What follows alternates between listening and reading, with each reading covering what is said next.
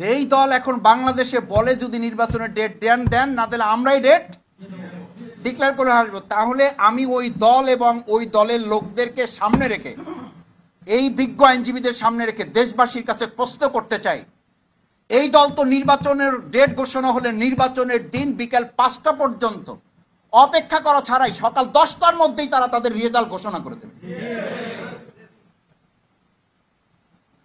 যে দলের নেতারা এই কথা বলতে পারে যে হয় ডেট আপনারা দেন নাহলে ডেট আমরা দিয়ে দেবো, ওরা তো প্রত্যেক কেন্দ্রে কেন্দ্রে এই কথা বলবে, হয় বিজয় আমাদের ঘোষণা করে দেন নাহলে আমরা বিজয়। এই আশঙ্কা থেকেই এই দেশের জাতি এখন বলছে আগে বিচার করতে হবে, সংস্কার করতে হবে, তারপর নির্বাচন দিতে হবে।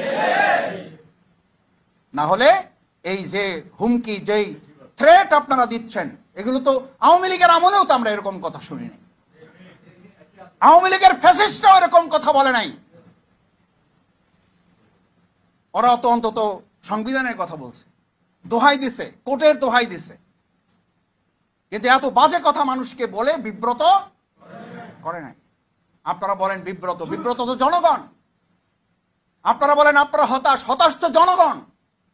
জনগণকে আমরা হতাশ করছি।